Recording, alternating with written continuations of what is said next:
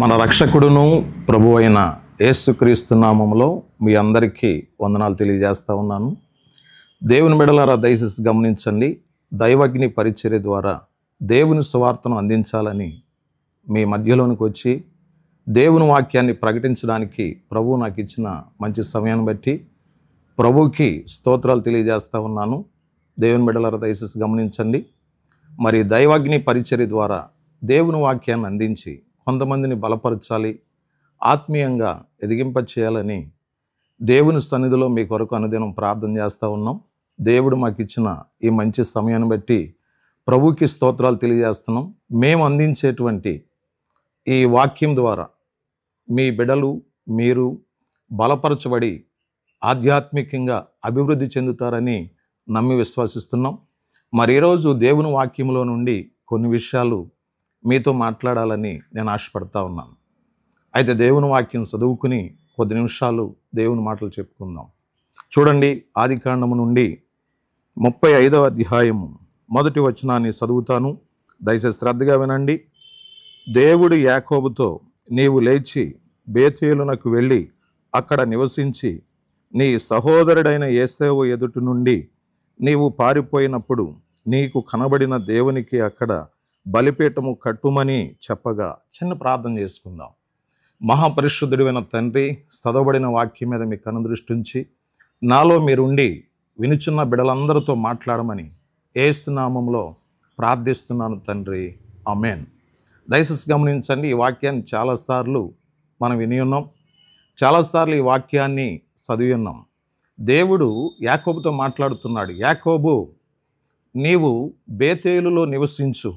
దేవుని వాక్యం చెప్తా ఉంది. బేతేలు అనగా అర్థం ఏంటంటే, దేవుని బిడ్డలారా, వాక్యంలో రాయబడి ఉంటుంది.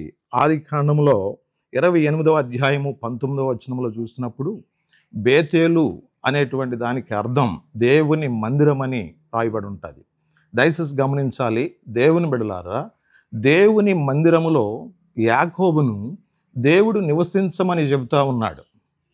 చాలా సందర్భాల్లో మనం ఆలోచించాలి. దేవుని మందిరములో నివసించుట ఎంత ఆశీర్వాదకరమండి. దేవుని మందిరములో నివసించుట ఎంత దీవెనకరం. దేవుని వాక్యం చెప్తుంది, ఒక్క దినము దేవుని సన్నిధిలో గడుపుట 1000 దినముల కంటే శ్రేష్టము అని దేవుని వాక్యం చెప్తుంది. యాకోబును ఎందుకు దేవుడు దేవుని మందిరములో నివసించమన్నాడు? యాకోబు గత కాలంలో ఒక మోసగాడిగా మనకు కనిపిస్తూ ఉంటాడు, ఒక వేషగాడిగా మనకి కనిపిస్తూ ఉంటాడు.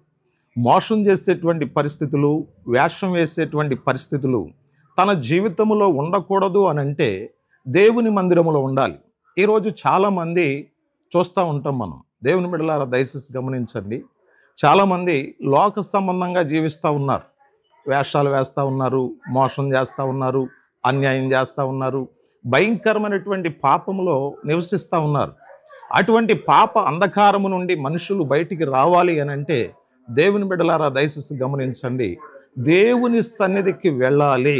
దేవుని సన్నిధికి వెళ్ళటం వలన ఒక అద్భుతమైనది ప్రతి మానవుని జీవితంలో జరుగుతుందని దేవుని వాక్యం చదివిస్తూ ఉంది. దేవుని బిడ్డలారా, దయచేసి గమనించండి, దేవుని వాక్యం వింటున్న నీవైనా నేనైనా మనమైనా దేవుని సన్నిధికి వెళ్ళాలి. దేవుని వాక్యంలో ఒక మాట రాయబడి ఉంటుంది.